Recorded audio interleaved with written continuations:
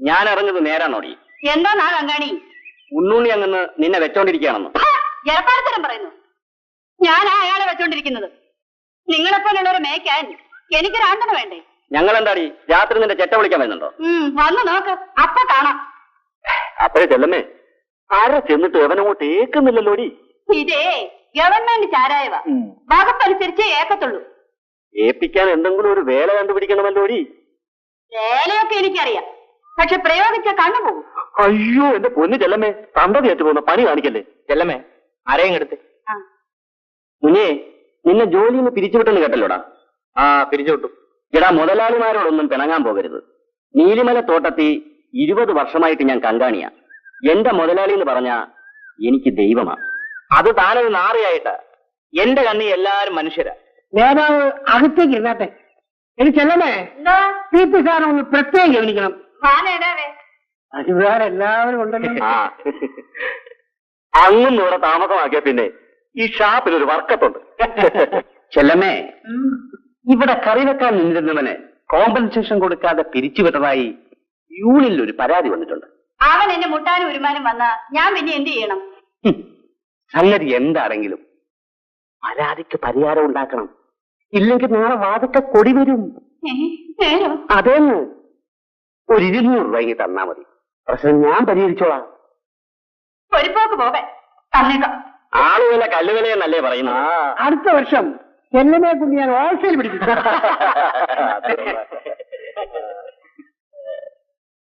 ഇന്ന് തിന്നാനൊന്നുമില്ല ചെല്ലമ്മേ.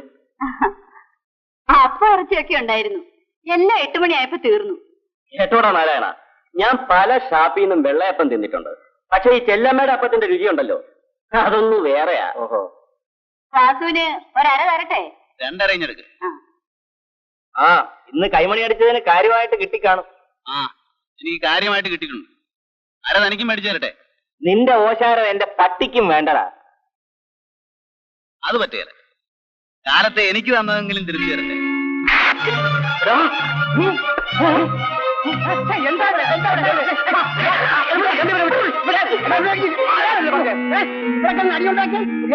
അകത്താക്കും. നിങ്ങൾ രണ്ടുപേരും എന്റെ യൂണിയൻ നേട്ടങ്ങളാണ്.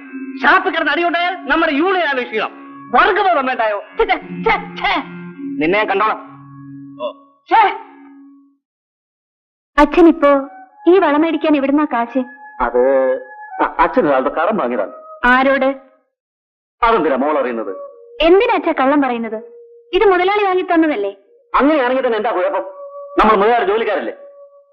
അപ്പോ മറ്റു ജോലിക്കാർക്ക് എന്താ മുതലാളി മേടിച്ചു കൊടുക്കാത്തത്? അച്ഛാ, മുതലാളി എന്നെ വിലയ്ക്ക് മേടിക്കാനാണ് വിചാരിക്കുന്നതെങ്കിൽ അതൊരിക്കലും നടക്കാൻ പോകുന്നില്ല. ഈ വള എനിക്ക് വേണ്ട.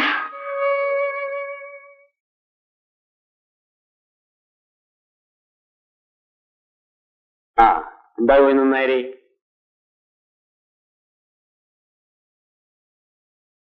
അവൾക്ക് വേണ്ടെന്ന് പറഞ്ഞ ഞാൻ മേടിച്ചു തന്നെന്ന് താൻ അവളോട് പറഞ്ഞു? ഇല്ല. പിന്നെ അവളത് ഞാൻ മനസ്സിലാക്കി. ഇത് മേടിക്കാനുള്ള പണം ഇപ്പോഴെന്റെ കയ്യിലെന്ന് അവൾക്കറിയാം. എന്ത് മേടിച്ചു കൊടുത്താടും അവളെ ഒന്ന് സന്തോഷിപ്പിക്കുന്നത്? ഇപ്പം ഞാൻ എന്തു പറയാന്? ഞാൻ പോയിക്കോ. അവളോട് ഞാൻ സംസാരിച്ചോളാം. ശരി.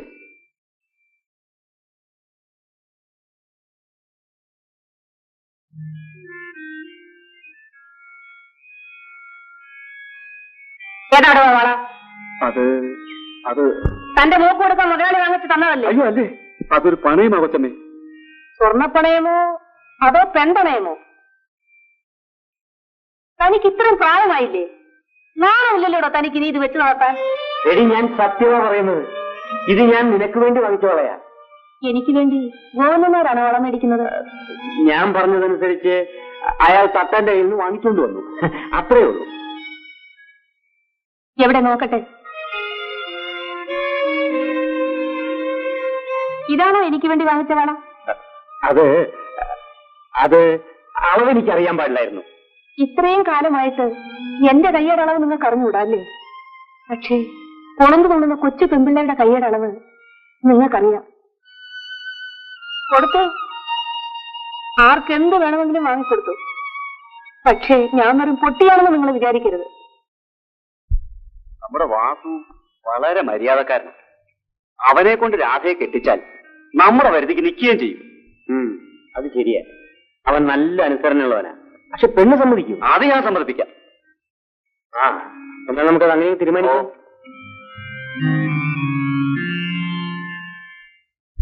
എന്റെ കല്യാണം അച്ഛനും മുതലാളിയും കൂടെ തീരുമാനിച്ച പോരല്ലോ, ഞാനും കൂടെ സമ്മതിക്കണ്ടേ? നിന്റെ സമ്മതം ആർക്ക് വേണം? എന്റെ കഴുത്തിലല്ലേ താലി കെട്ടേണ്ടത്? നീ അമ്മയില്ലാത്തവളാണ്. അച്ഛനാണ് നിന്നെ വളർത്തിയത്. അച്ഛൻ നിർബന്ധിച്ചാൽ നീ എന്ത് ചെയ്യും? അച്ഛനല്ല, ഈശ്വരൻ വന്ന് പറഞ്ഞാലും ഞാൻ മറ്റൊരു വിവാഹത്തിന് സമ്മതിക്കില്ല. ഈ വിവാഹം നടത്തണമെന്ന് നിന്റെ അച്ഛനേക്കാൾ നിർബന്ധം മുതലാളിക്കാണ്. മുതലാളിയുടെ മനസ്സിലിരിപ്പ് എന്താണെന്ന് എനിക്കറിയാം. ഞാൻ കുഞ്ഞായിരുന്നപ്പോൾ ആ മനുഷ്യൻ എന്നെ തലോടുകയും താലോലിക്കുകയും ചെയ്തിരുന്നു. ഇന്ന് ആ മുതലാളിയുടെ ആർത്തിയുള്ള നോട്ടത്തിന്റെ അർത്ഥം എനിക്ക് മനസ്സിലാവുന്നുണ്ട്. ആ മുതലാളിയുടെ പിടിയിൽ നിന്ന് എന്നെങ്കിലും രക്ഷപ്പെടാൻ കഴിയുമെന്ന് നിനക്ക് തോന്നുന്നുണ്ടോ? എന്നെ രക്ഷപ്പെടുത്താൻ ഒരാൾക്ക് മാത്രമേ കഴിയൂ, ചേട്ടന്. അതിനുള്ള ധൈര്യം ചേട്ടനുണ്ടോ? രാധേ, നിനക്കെന്നെ വിശ്വാസമുണ്ടെങ്കിൽ, ഏത് പരിതസ്ഥിതിയെയും നേരിടാനുള്ള തന്റെ ഇടം നിനക്കുണ്ടെങ്കിൽ, നീ എന്നോടൊപ്പം എന്റെ ഭാര്യയായിട്ട് തന്നെ ജീവിക്കും. നിനക്ക് ഒരു വിധത്തിലും ചേരുന്നവനല്ല മുന്നി. ഞാൻ കൊച്ചുകുട്ടിയൊന്നുമല്ല. നല്ലതും ചീത്തയൊക്കെ എനിക്കും അറിയാം. രാധേ, മുന്നി ഒരു തെമ്മാടിയാണ്. അതുകൊണ്ടാണ് ഞാൻ അവനെ ജോലിയിൽ നിന്നും പിരിച്ചുവിട്ടത്. നിന്നെ കാണാനല്ലേ അവൻ വീണ്ടും ഈ തോട്ടത്തിൽ കയറിയത്. അതിപ്പോ എനിക്കെങ്ങനെ അറിയാം? നീ എന്തിനാ അവനോട് സംസാരിച്ചത്?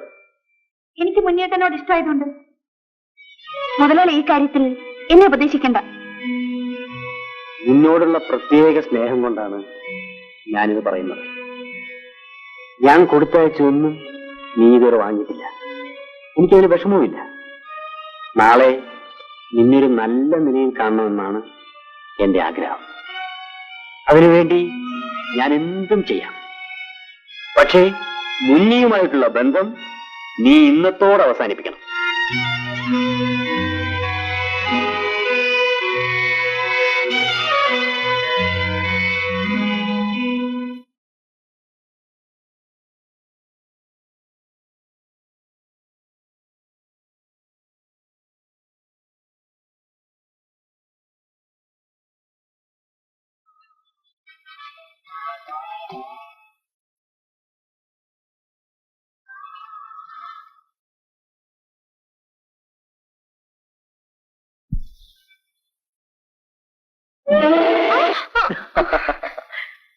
ഒറ്റയാണെന്ന് വിചാരിച്ചോ?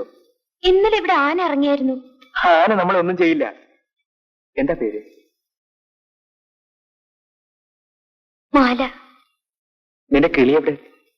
വീട്ടിലുണ്ട്. അതിന് എനിക്ക് തരുമോ? ഞാൻ തരില്ല.